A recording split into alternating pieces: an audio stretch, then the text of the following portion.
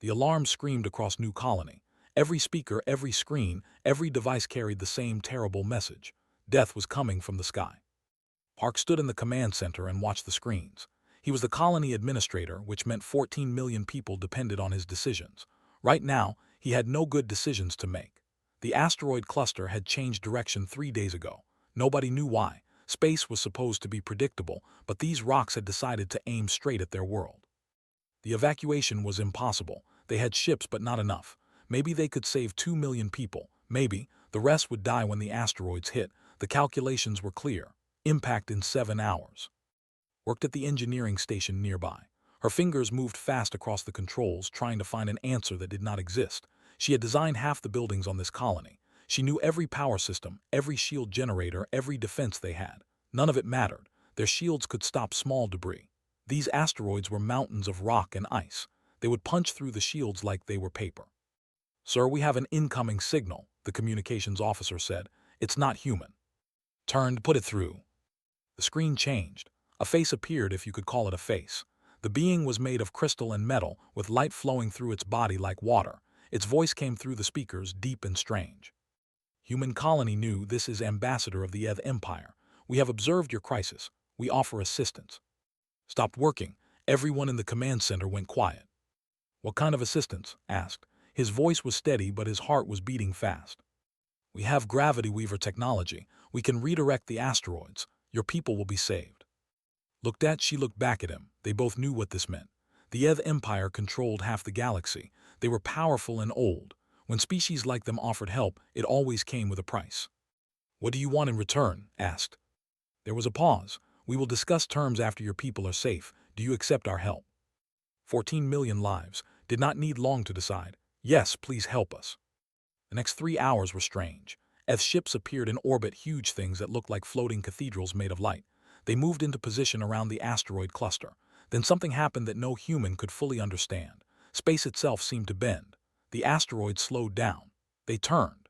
They drifted away from new, pulled by invisible forces into new paths that would take them far from the colony. In the command center, people started crying. Some hugged each other. Others just sat down, too relieved to stand. 14 million people would live to see tomorrow. Watched it all happen. He felt the relief too, but he also felt worry. The Eth had saved them. Now would come the bill. 2 days later, Ambassador came to the colony in person.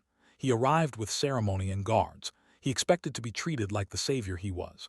Met him in the administration building with and several other officials. Ambassador said, "Thank you for saving our people." His crystalline body shimmered. "You are welcome, Administrator Park. Now we should discuss the future. The Eth Empire has saved New. We believe this creates a bond between our peoples. We propose that New become a protectorate of the Empire. You would have our protection, our technology, our guidance. In return, you would provide resources and accept our oversight of your development." Had expected something like this. Had warned him. The galaxy did not give gifts for free. "That's a generous offer," Ambassador said carefully. "But we must decline. New is a human colony. We govern ourselves." Lights flickered in what might have been surprise or anger. "You decline. We saved your people from extinction. And we are grateful, truly.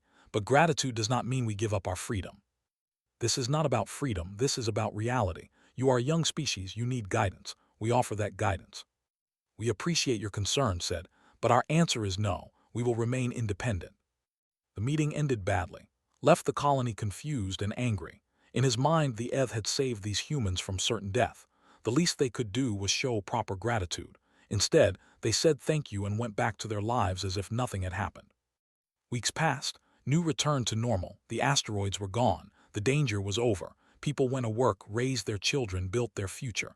They did not build monuments to the Eth. They did not create holidays to celebrate their rescue. They simply lived. This drove the Eth crazy. Ambassador complained to the Galactic Council. "The humans are ungrateful," he said. "We saved millions of their lives. They owe us, but they act as if they owe nothing." Other species at the council nodded. They had dealt with humans before. Humans were strange. They took help when they needed it, but they never seemed to feel the proper debt afterward. They did not understand how the galaxy worked. When someone saved you, you owed them. That was the natural order.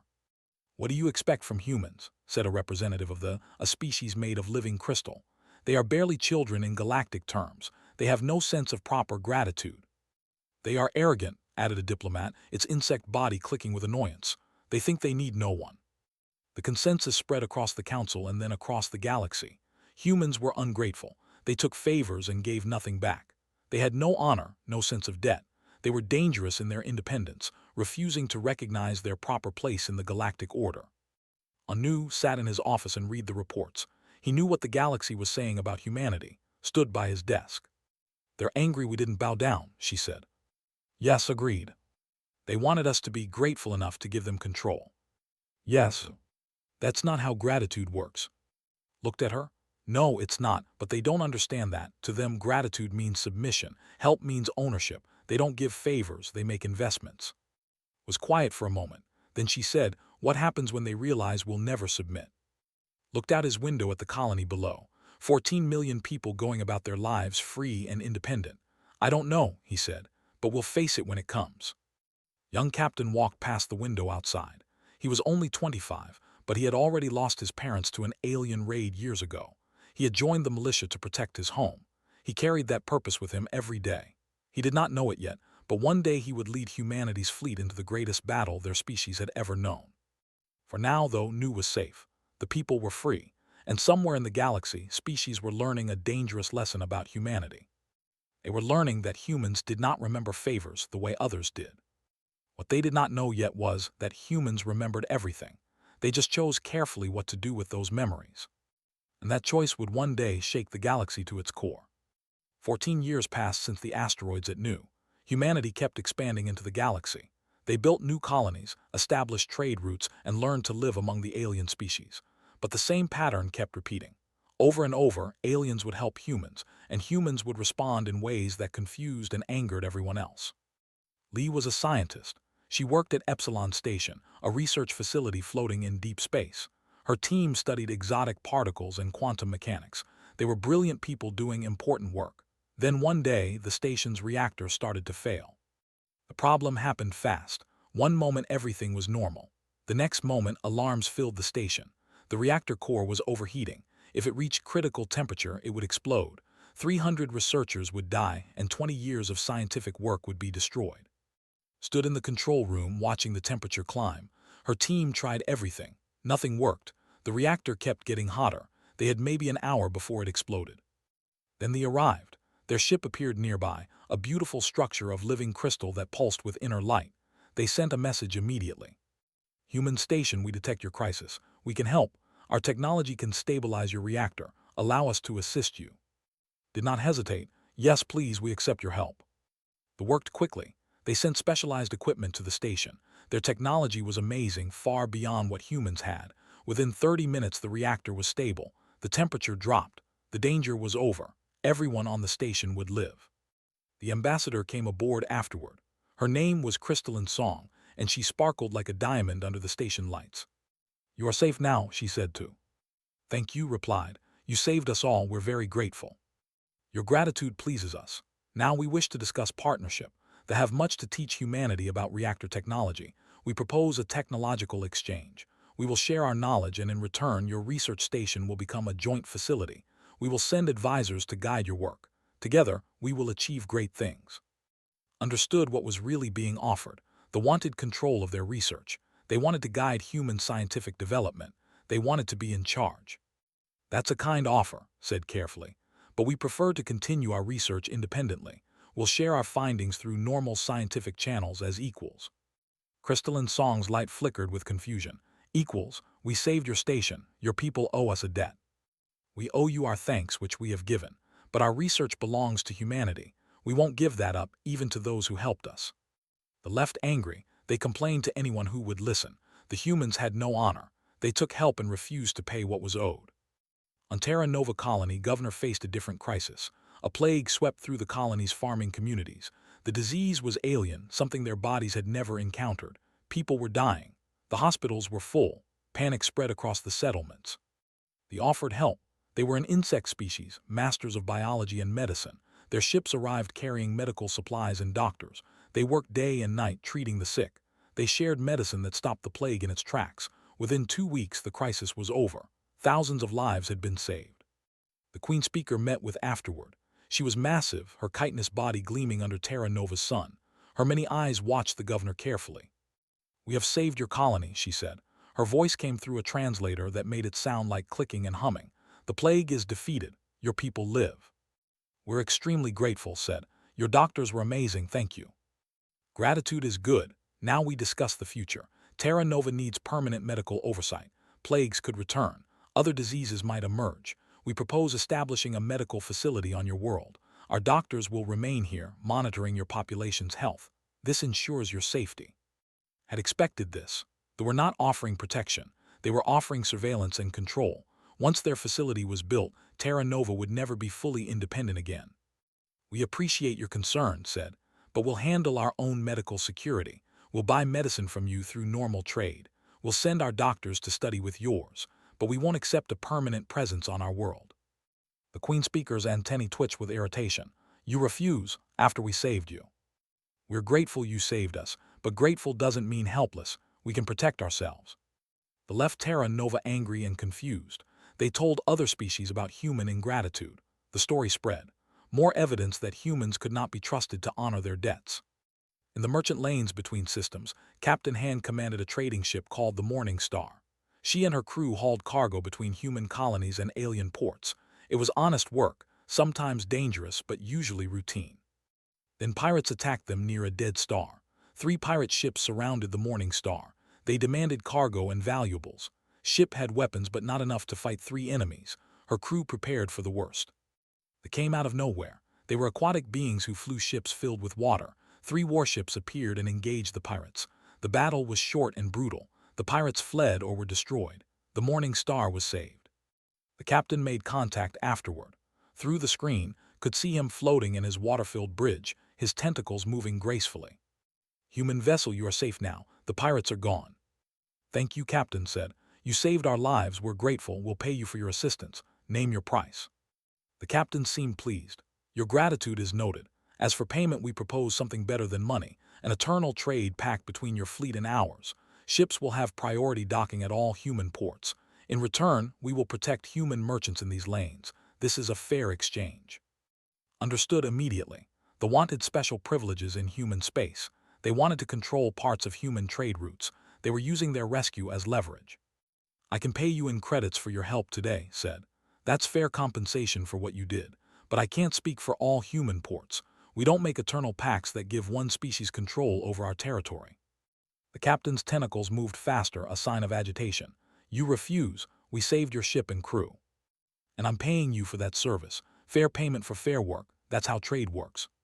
Were insulted. They took their payment but left with bitter feelings. Another story about ungrateful humans spread through the galaxy. Back on Earth had risen high in the human government. She now ran intelligence operations, gathering information about alien species and their intentions. She noticed the pattern in all these incidents. Every species that helped humanity tried to turn that help into control. Every favor came with chains attached. She compiled a detailed report and sent it to military leaders across human space. One of those leaders was Admiral, the young militia captain from New who had risen through the ranks. Read the report carefully in his office aboard the warship Eternal Vigilance. The evidence was clear. The galaxy saw helping others as making investments. You saved someone and they owed you. Forever. That debt could be called in at any time in any form. "They don't understand us," said to his first officer. "No, sir, they don't. They think we're arrogant, ungrateful. We're grateful, we just won't be owned." The Galactic Council met on the neutral station of Unity's Reach. Representatives from hundreds of species gathered to discuss galactic affairs. The topic of humanity came up again and again. "The humans refuse to honor their debts," Ambassador said. His crystalline body glowed with anger. 14 years ago we saved New, they gave us nothing in return. This is their pattern. They take and take but never give." Other voices joined in. All had stories of human ingratitude. The council discussed humanity for hours. Finally, they reached a consensus. The official declaration was written and distributed across the galaxy. Humanity is declared ungracious, arrogant, and dangerously prideful. They refuse to acknowledge proper debts. They reject the natural order where the saved owe the saviors. They are to be treated with caution and limited trust. When humans heard about this declaration, many laughed. Some were angry. Most just shrugged and went back to work. They knew the truth. They were grateful for help. They just would not trade freedom for safety. But across human space, Military leaders like Admiral read the declaration with concern. The galaxy had officially labeled humanity as problematic. That label could become dangerous. Being called ungrateful might be the first step toward being called enemies. Send a message to all her intelligence operatives. Watch for changes. Monitor alien military movements. They've declared us a problem. Problems sometimes need to be solved. Nobody knew it yet, but the galaxy was walking toward a terrible mistake. They thought they understood humanity. They thought humans were simply arrogant children who did not know their place. They were wrong, and that mistake would cost them dearly. They came from the dark spaces between galaxies. They were machines, ancient and terrible. Nobody knew who built them or why. They simply existed to consume. They ate matter and energy, turning entire worlds into fuel for their endless journey through space. The Eth Empire encountered them first. A Eth colony on the edge of their territory went silent. When ships arrived to investigate, they found nothing.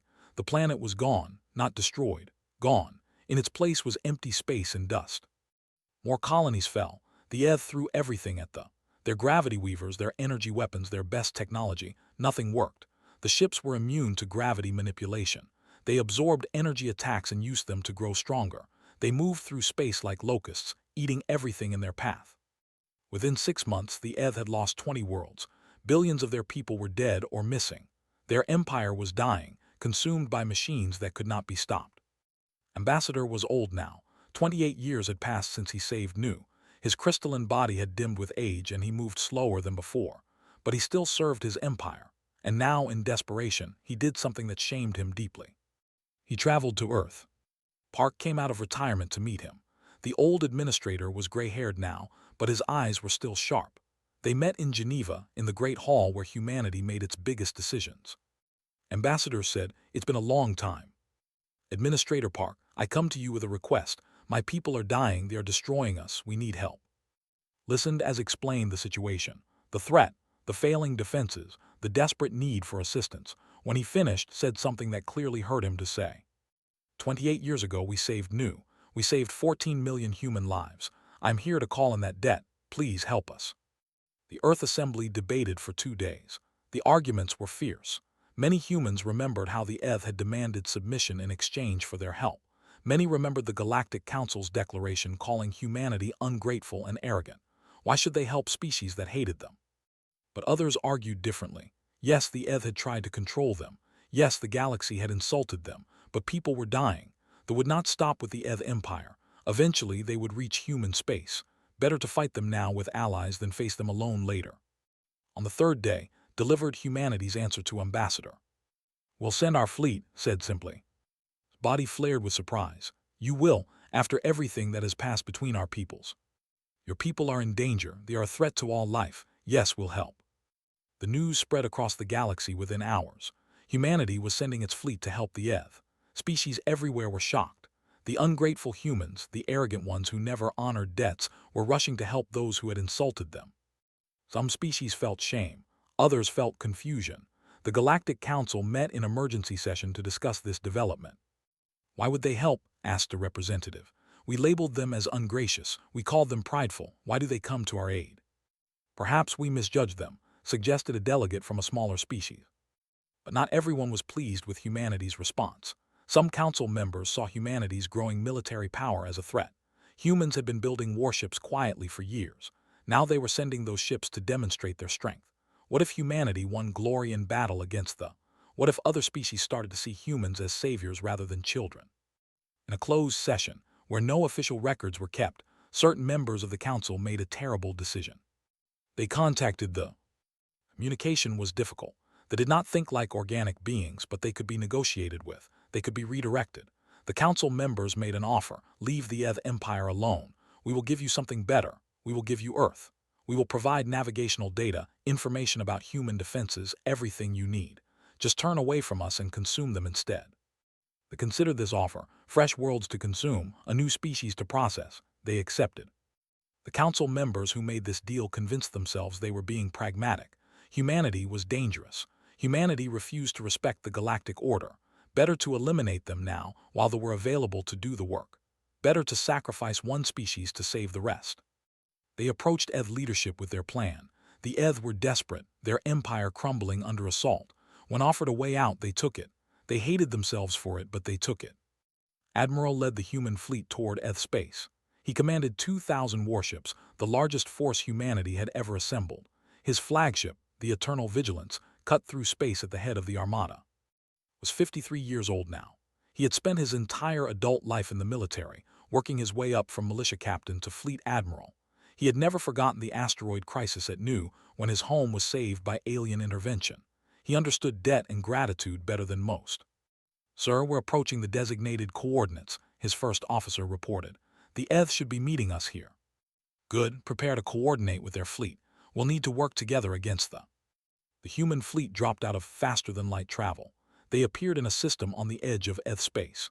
They were ready to fight alongside their former antagonists, ready to prove that humanity honored its debts in ways that mattered. The Eth were waiting for them, but they were not alone. Stared at his screens in disbelief. The Eth fleet was there, yes, but so were ships, and ships, and ships, representatives from dozens of species, all armed, all in battle formation, all pointing their weapons at the human fleet. "Sir, we're being hailed," the communications officer said, her voice shaking. His blood felt cold. He knew somehow what was about to happen. Put it through. Ambassador appeared on the screen. His crystalline body looked dim with shame, but his voice was steady. "Admiral, the Galactic Council has made a decision. Humanity has been deemed a threat to galactic stability. Your species refuses to respect the proper order. You will not submit when saved. You will not honor debts. You are dangerous. The Council has decided that they should be redirected to human space. You will be sacrificed to save the rest of the galaxy." Felt rage building in his chest.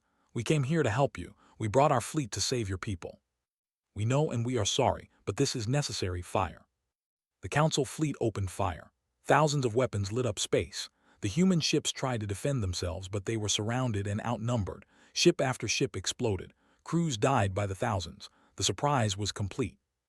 Tactical officer shouted reports. "The Vigilance took a hit. Shields at 60%. Multiple ships destroyed. We're taking heavy casualties." "Return fire," ordered. "All ships scatter and retreat. Get out of here now." The human fleet fought back desperately. They managed to destroy some of the enemy ships, but the losses were terrible. Nearly half the human fleet was destroyed in the first 10 minutes. The survivors scattered, jumping to faster-than-light speed in random directions. The Eternal Vigilance was one of the last to escape. Its hull was and burned. Many of its crew were dead, but it survived. Sat in his command chair, watching his screen show the casualty reports. 1,000 ships lost. Hundreds of thousands of his people dead. They had come to help. They had brought their strength to save those who needed saving. And they had been ambushed, betrayed by the very people they came to rescue. "Sir, where should we go?" his first officer asked. His face was hard as stone. "Home. We go home, and we tell Earth what the galaxy has done to us." As the surviving human ships limped back toward Earth, the Galactic Council celebrated. The human threat was reduced. They had their new target. The galaxy was safe. But on the Eternal Vigilance, as it traveled through the dark between stars, Admiral sat in his quarters and composed a message. A message to every human world. A message to every military base. A message to and her intelligence networks. The message was simple. They betrayed us. They killed our people while we came to help them. Now we prepare. Now we remember. Now we show them what happens when you teach humanity to stop being grateful. The galaxy had made its worst mistake. It had tried to eliminate humanity through treachery and betrayal. It had attacked those who came in good faith to help. It had created an enemy that would not forget. And that enemy was about to show the galaxy what human fury looked like when it was fully unleashed. Silence fell across human space. For 6 months, humanity sent no messages to the galaxy. No trade ships left human ports. No diplomats attended council meetings. No communications were answered. It was as if humanity had simply vanished. The Galactic Council thought this was surrender. Humanity must be paralyzed with fear, knowing they were coming for them. Good. Let them be afraid. Let them understand what happens when a species refuses to know its place. They turned toward human space, just as the Council had arranged. They moved slowly but steadily, consuming everything in their path. The first outer human colonies detected them coming. Those colonies went dark within days. On the Eth, Ambassador tried to feel victorious. He tried to tell himself that sacrificing humanity was necessary. But late at night in his private chambers, shame burned through his crystalline body like acid. He remembered Admiral's face on the screen. The human had come to help, and they had killed him for it. But the galaxy did not share guilt. Most species celebrated. The human problem was being solved. Soon, the arrogant species who refused to honor debts would be gone. The galaxy would return to its proper order. They were wrong about everything. On Earth stood in a command center deep underground. Around her, hundreds of analysts worked at stations, coordinating the largest mobilization in human history. She was defense coordinator now, and her job was simple: prepare humanity for total war. Every human world had converted to war production. Factories that made civilian goods now made weapons. Shipyards that built cargo vessels now built warships. Schools taught children how to fight. Old people who thought their warrior days were over picked up weapons again. The outer colonies that the consumed had not been helpless victims. They had fought. Every man, woman, and child who could hold a weapon had fought. They slowed the down, gave the rest of humanity time to prepare. Their sacrifice would not be forgotten. Looked at her screens. Production numbers scrolled past. 20,000 new warships under construction. 50 million soldiers in training. Weapons development progressing ahead of schedule. And one project in particular, the one that would change everything. She opened a secure channel. How is the project coming? On a research station hidden in a nebula, Lee looked up from her calculations. She was older now, gray streaking her black hair, but her mind was sharper than ever. Around her, the best scientists humanity had gathered worked on something that should not be possible. "We're ready," said. "The is complete. We tested it on a dead star last week. The results were exactly as predicted." "Tell me." "We can destabilize any star, make it flare, split apart, release massive amounts of energy in controlled directions. We can turn suns into weapons." Felt the weight of that knowledge. They had built something terrible, something that could destroy entire solar systems. "How many have we built?" 50 devices, enough to make our point." "Good, keep them ready. We'll need them soon." On Terra Nova, Governor stood before ranks of soldiers. He was 65 years old now, too old for combat himself, but young enough to lead. Terra Nova had become a military training center. The colony that once focused on farming now taught people how to wage war. "You are not soldiers by choice," told the assembled troops. "You are farmers, teachers, engineers, but the galaxy has forced this on us. They betrayed us when we came to help. They gave our location to monsters. They want us dead, so we will show them what humans become when you push them too far." The soldiers cheered. They were not professional warriors like Admiral's fleet. They were ordinary people who had learned to fight because they had to. That made them more dangerous. They were not fighting for glory. They were fighting for survival. In the merchant lanes, Captain Hand commanded a fleet of ships that looked like ordinary cargo vessels. They were called Q-ships, an ancient human trick. From the outside, they appeared harmless. Inside, they carried weapons powerful enough to crack planets. Met with her captains in a secret location. 200 ships under her command. 200 hidden weapons waiting to strike. "We're not the main fleet," she told them. "We're the surprise. We're the knife in the dark. When the galaxy sees our warships coming, they'll prepare. They won't prepare for merchant ships. That's when we hit them." Her captains nodded. They understood. War was not just about big battles. It was about deception, surprise, and striking where the enemy felt safe. Admiral stood on the bridge of a new flagship. The Eternal Vigilance had been repaired, but he wanted something bigger for what was coming. The ship was called Remembrance. It was twice the size of any human warship ever built. Its weapons could level moons. Its shields could withstand sustained fire from 100 ships. Looked at his fleet. They had lost 1,000 ships in the betrayal. Now they had 5,000. Every ship was new, fresh from the shipyards, equipped with the latest human technology. Every crew member had volunteered, knowing they might die in the battles ahead. "Sir, we're receiving a transmission from Earth," his communications officer said. "It's first speaker park, for broadcast to the entire galaxy." Smiled grimly, "Put it through, and make sure everyone in the galaxy hears it." Park sat in his office on Earth. He was 81 years old now. His hair was white, his face lined with age, but his voice was strong as he recorded the message that would shake the galaxy. "To all species of the Galactic Council, this is First Speaker Park of Earth. You know me. I was the administrator of Nu when the Eth saved us from asteroids, 28 years ago. You say humans never remember a favor. You say we are ungrateful. You say we honor no debts. You are wrong. We remember the Eth saving Nu. We remember every ship that helped us. We remember every doctor who treated our sick. We remember every rescue, every act of genuine kindness shown to humanity across the years. We owe debts we can never fully repay. But we also remember other things. We remember every species that tried to turn their help into chains. We remember every attempt to control us. We remember every insult, every declaration that we were ungrateful children who needed to be taught our place. And we remember the ultimate betrayal. We remember coming to help the Eth. We remember bringing our fleet to fight by your side against the. We remember you ambushing us, killing our people, redirecting the to our worlds. You said our kind never remembers a favor. You were wrong. We remember everything. We remember every kindness. We remember every cruelty. We remember it all with perfect clarity. For 6 months we have been silent. You thought we were afraid. You thought we were helpless. You thought that would finish us. You were wrong about that too. We are not afraid. We are not helpless, and they made a mistake when they accepted your bargain. You wanted to teach humanity about gratitude, about knowing our place, about respecting the galactic order. Congratulations, you succeeded. You taught us that gratitude is weakness in your eyes, that helping others makes you a target, that the galaxy respects only power. So we will show you power. We will show you what happens when you take a species that values kindness and teach them that kindness is foolish. We will show you what humans become when you betray those who came to save you. They are learning this lesson right now. Soon it will be your turn. We remember every favor. We remember every betrayal. And now you will learn what it means when a species that remembers everything finally stops being grateful and starts being furious. Watch your sons, watch them closely, because human fury can split them apart. The message ended. Across the galaxy, species listened in confusion and growing fear. What did he mean about sons? What had humanity been doing during 6 months of silence? On the Eth, Ambassador watched the message and felt his shame turn to terror. What had they done? What had they unleashed? In human space, millions of people went about their final preparations. They were coming. The galaxy would follow. Humanity was ready. They would show everyone what happened when you taught humans that gratitude was weakness. They would demonstrate why mercy was a choice, not an inability to fight. They would prove that the most dangerous species in the galaxy was not the one that never remembered favors. It was the one that remembered everything. They learned first.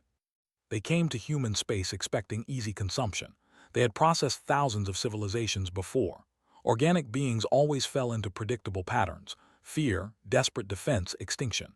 Humans should be no different. They were very different. The fleet approached the system where New had stood decades ago. The colony was gone now, evacuated months earlier, but the sun still burned bright in the center of the system. The move toward it, ready to drain its energy and move on. Then the sun exploded. Not naturally, not randomly. The explosion was controlled, directed. Massive flares of stellar matter shot out in precise directions, engulfing the fleet. Ships that had survived for millions of years burned in seconds. Hundreds of vessels were destroyed instantly. The surviving tried to scatter. More human devices activated in other systems. More suns became weapons. Every time they gathered their forces, a star would destabilize and destroy them. In 3 months, the threat was eliminated. Every ship destroyed. Every machine dissolved in stellar fire. An enemy that had consumed empires was erased from the galaxy by humans who turned suns into bombs. The Galactic Council watched in horror. How had humanity developed such weapons? How had they hidden this capability? What else could they do? They got their answer soon enough. Admiral led the human fleet to Eth Prime. 5,000 warships appeared in orbit around the Eth. Every defense station went on alert.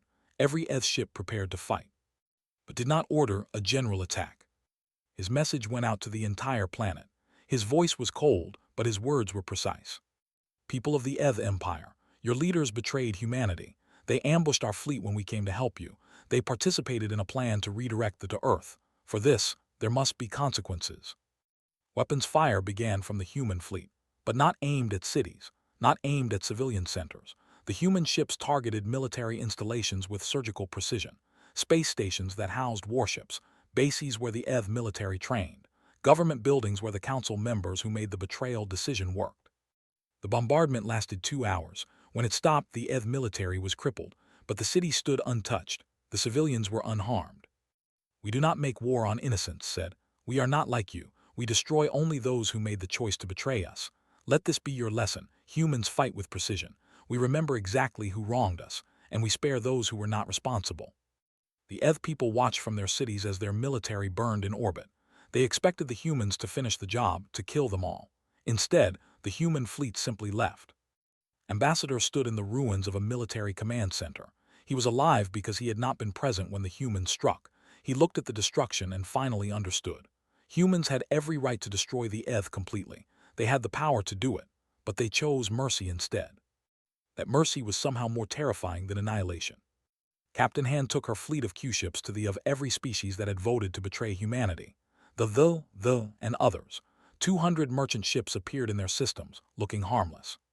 Then gave a demonstration.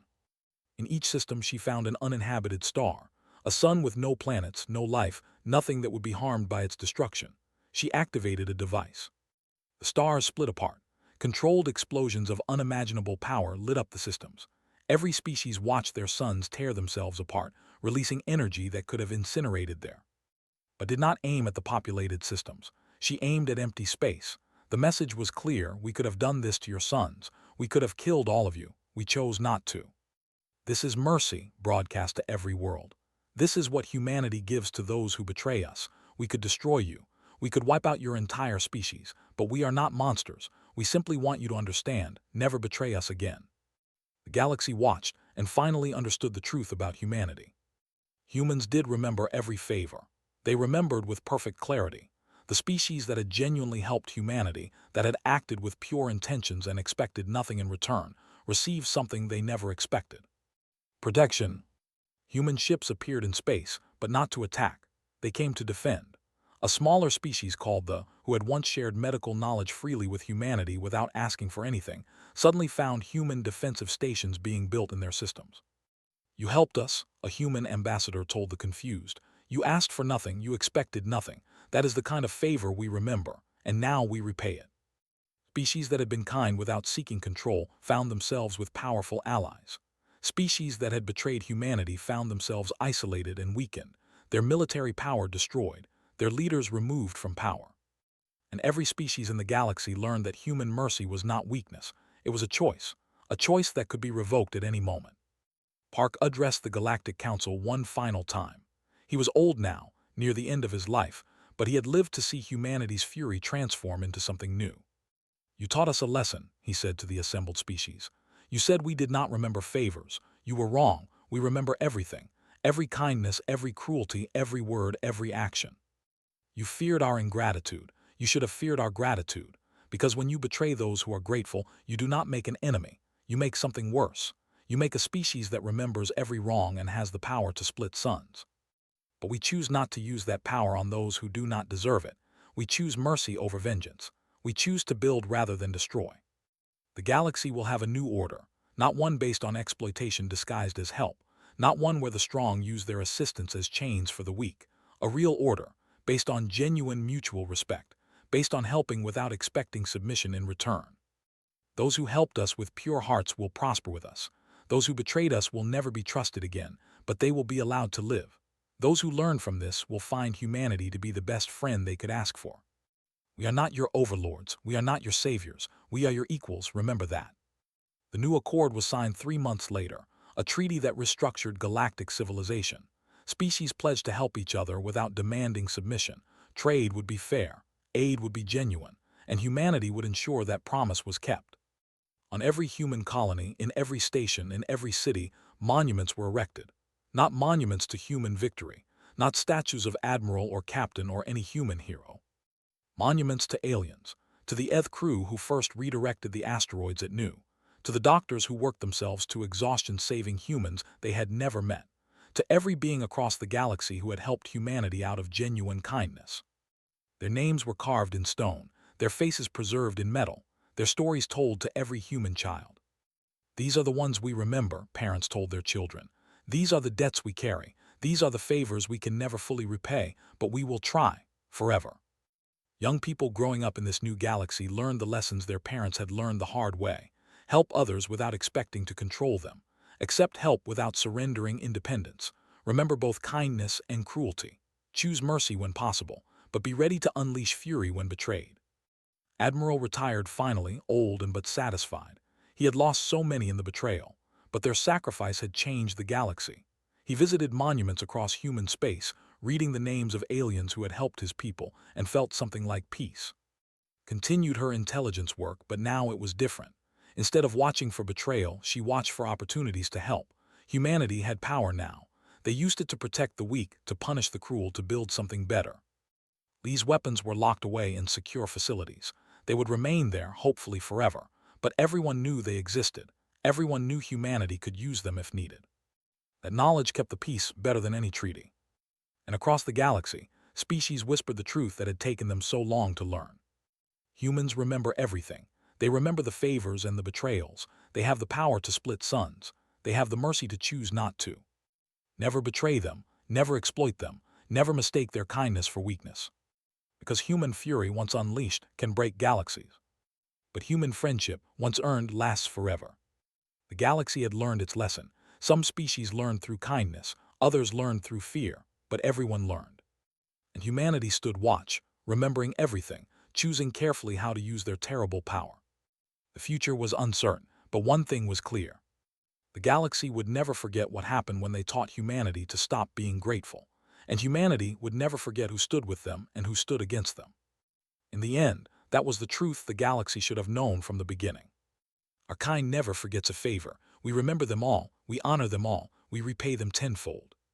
But if you betray us, if you abuse our gratitude, if you mistake our kindness for weakness, then you will learn why our fury can split suns. And you will never forget that lesson. Never,